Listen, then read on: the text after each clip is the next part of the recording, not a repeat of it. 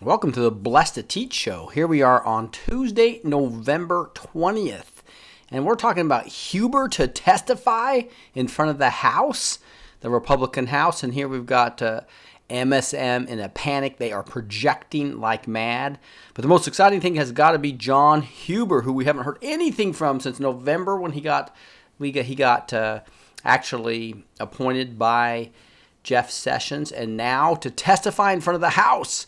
So that is going to be exciting. I hope we get to hear what he says. Hey, Brian and Meefrey and Alley Cat and Martina, helpful for you from the UK. Timmy from the UK, thank you.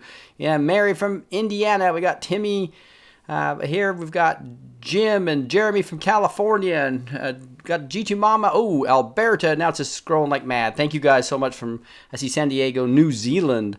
So we got an international audience. It's so exciting to spend some time with you guys today.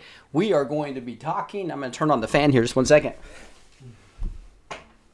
I know it's going to get way too hot without that on. So we are going to be talking John Huber to testify in front of the House. We're going to be talking the MSM panic and projection like mad on Hillary Clinton crimes, and really get into a ton of QAnon-related news. So let's get into that right now. If you look here on the Q board, no post since November 12th. It looks like if we have a very good chance of having this 53-47 come true, just takes a win, I think on November 27th with in Mississippi. I think Trump is going there on Monday to a rally, so that increases the chances dramatically probably that he can push that over the line.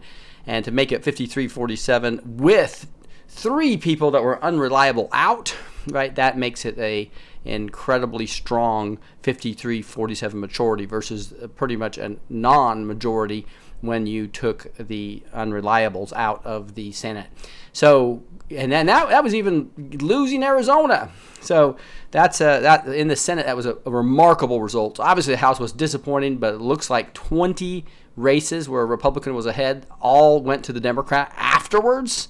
So we'll see if the whole voter fraud issue is able to be proved. That would be awesome. 2 new posts, somebody says. I don't think you're talking about Q, but let me just refresh, just in case all of a sudden Q started posting tonight. I don't think he did. Nope, we're still at 2493. New Q, somebody's saying. I don't know. I don't think so. So I just refreshed again. We'll see. We'll refresh later to see if he's posted. I'm looking at my, oh yes I do. I got a Q drop. 2 Q drops on my drop on the app, so they're just late coming in. There they are. You guys are awesome. This is one reason I like to do a live show, because I wouldn't have thought of going back to that after 8 days of silence.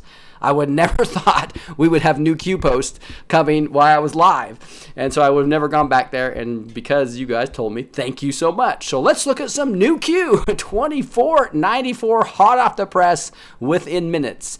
This was at 21:42 Eastern time, so it just came out a couple of minutes ago. And Q is linking to the Hill, House GOP to hold hearing in DOS probe of Clinton Foundation. All right, that's exactly the one I was going to show you. This is so funny. I was going to show you John Solomon, breaking news. House GOP to hold investigated hearing to DOJ handling of Clinton Foundation probe. Top prosecutor to be summoned.